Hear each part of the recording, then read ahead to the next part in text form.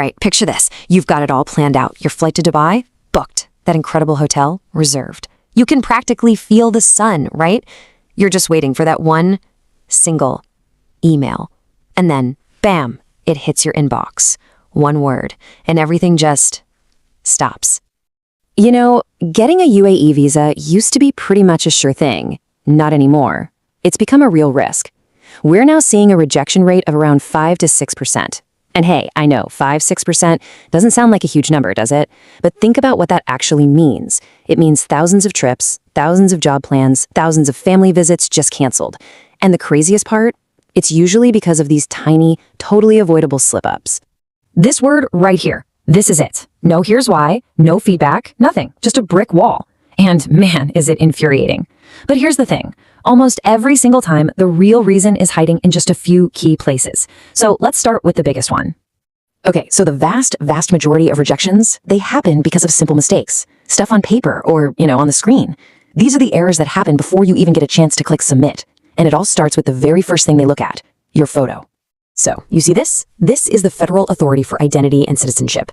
These are the people in charge. And let me be crystal clear. When they give you rules for your photo, they aren't guidelines. They are not suggestions. They are hard, mandatory rules. And they've got automated systems that are literally built to find and instantly reject anything that's even slightly off.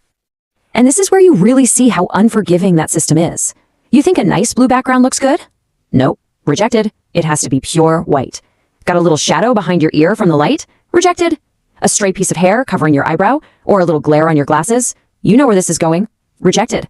You have to be absolutely meticulous. There's no room for error. And look, it's not just the photo. A single typo is fatal. I'm serious. Mix up just one number in your passport. Misspell your own name. Submit a passport that's going to expire in 5 months instead of 6. The system just looks at it, sees it doesn't match the official records, and boom. It's an automatic instant rejection. A human being probably never even laid eyes on it. Okay, so let's take that a step further. We've talked about typos and photos. But beyond that, there's this whole other layer of rules going on. The immigration system has its own logic. And you've got to understand it has a perfect, and I mean perfect, memory. And when I say it remembers everything, I mean everything. Every single application you've ever put in, every visa you've ever had, every little fine you might have gotten, all of that history, it's permanently stuck to your profile. And that can cause all sorts of problems you don't even know exist. This right here, this is one of the biggest traps people fall into. Let's say you went to the UAE back in 2021. Your visa expired, you went home, no problem, right? Wrong. If that old visa wasn't officially canceled in their system, then as far as they're concerned, it's still active. So now in 2025, you go to apply for a new one and the system just sees a duplicate. It throws up a red flag and automatically rejects you. It's like this ghost from the past is blocking you. And this same kind of logic pops up everywhere. You get a little impatient, so you apply through 2 different agencies at once. Well, the system sees 2 applications for the same person. Conflict. Rejects them both. Your flight lands on the 5th, but your hotel booking doesn't start till the 6th. That's a red flag. And this is a big one. If you've ever overstayed your visa, even in another GCC country like Saudi Arabia or Oman, their systems talk to each other. The UAE system will know instantly. All right, now we're moving into the really sensitive stuff. Rejections that are based on your personal profile. This is where we go way beyond simple paperwork mistakes and get into things like security checks and deep background verification. And this quote, it just nails it. A security rejection doesn't automatically mean you're some kind of criminal. Sometimes it's as simple as you having the exact same name as someone who is on a security watch list. It's basically a case of mistaken identity, buried deep inside a massive global database. So it's really important to understand what a security flag even is.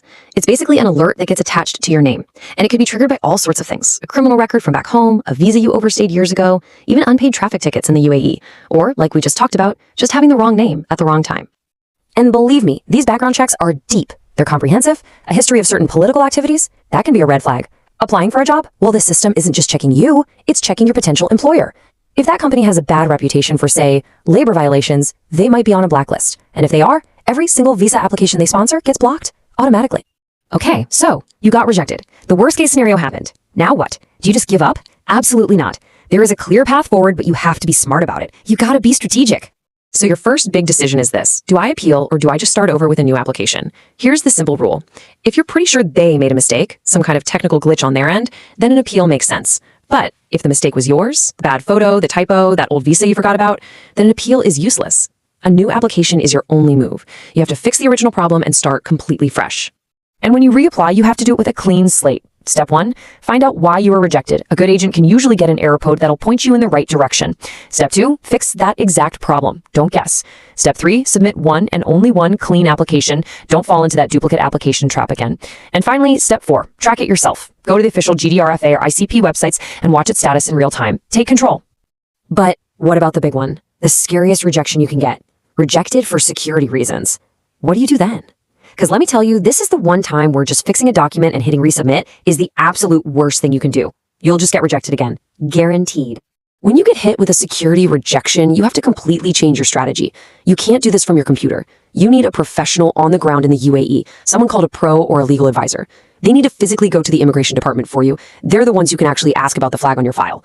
And a lot of the time, that's when you'll find out, oh, it's just a name match problem. You might have to get some official documents like legal affidavits or letters of reference to prove who you are and clear your name. Look, it's a process, it takes time, but it's the only way to fix this kind of issue. So after all this, what's the bottom line? What's the big takeaway? It really just boils down to 3 simple things. 1, be meticulous, sweat every single detail. 2, be honest. Don't try to hide your history because trust me, their system already knows. And 3, do everything you possibly can to get it right the first time.